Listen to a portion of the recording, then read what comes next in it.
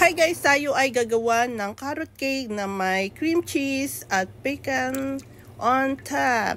So, unahin natin yung ating oil, vegetable oil, 3/4 cup yan. Then next ay 3 eggs. All is room temperature at preheat na rin ako ng ating oven sa 170 degrees Fahrenheit.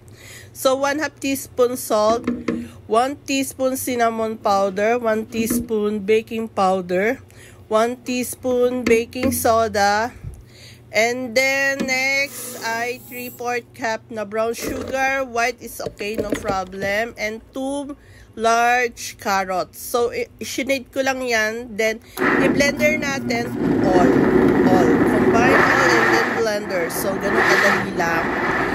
Okay, blender lang natin hanggang sa magpino siya.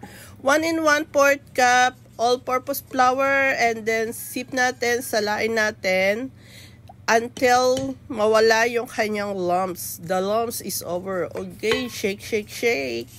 So, yan guys, tama-tama at may biglaan kaming bisita. So, kinumbine ko na yung wet ingredients dun sa ating dry ingredients. Ginagawa natin yan para maganda ang kanyang pag-mix. So, mix lang natin.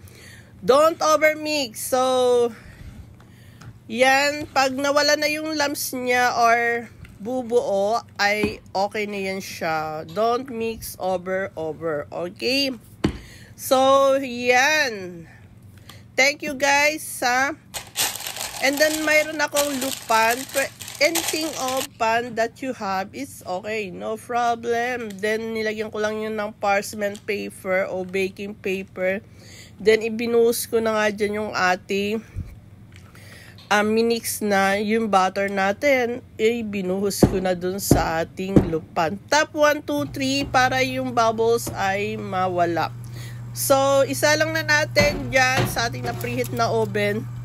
40 minutes. After 20 minutes, ayan na yung ating cake. Ayan. After 40 minutes, tinest na natin. Okay. Ay, basa pa. So, nag-add ako ng 10 minutes, so 50 minutes. Okay? Ang pagluto ay 50 minutes. Pagdating ng 50 minutes, ayan, makinis na. And then, maumbok, magandang pagkaluto. So, ayan yung ating frosting. Condensed milk, isang lata, yung malaki. And then, kiri. So, ang gamit kong kiri ay 2 pack na maliliit. 2 yun siya. At blender lang natin yan. So, kapag gusto niyo pa yung hindi firm siya at hindi runny, magdagdag pa kayo ng kiri. Tinanggal ko lang yung top para flat siya pag ating binuhos yung ating ano na yon, yung ating frosting. Tapos, binutas-butasan ko siya. Okay? At ibinuhos natin dyan yung ating frosting.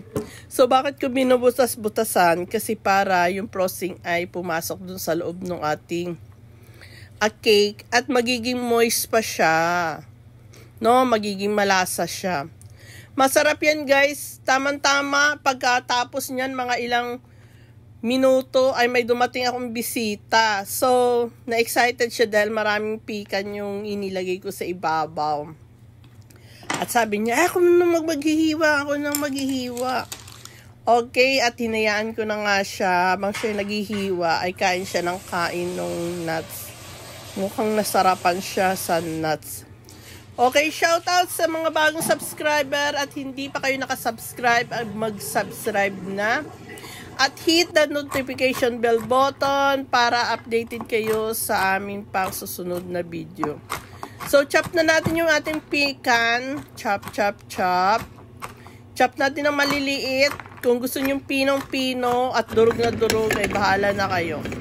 So, sinagang natin ng konti para yung crunchiness at yung kabanguhan ay lalabas. Okay? Pag okay na, ang pagkasangag nyo, ay ilagay nyo na dyan sa ating lupan. Okay, di ba? Ang dami, no? Tapos malasa pa yung frosting. O hayan, pagkalingat ko, yan na lang natira. So, ito na lang kinabukasan. Buti mayroon pa, may natira pa sa akin. At parang nahiya pa ako dun, ha?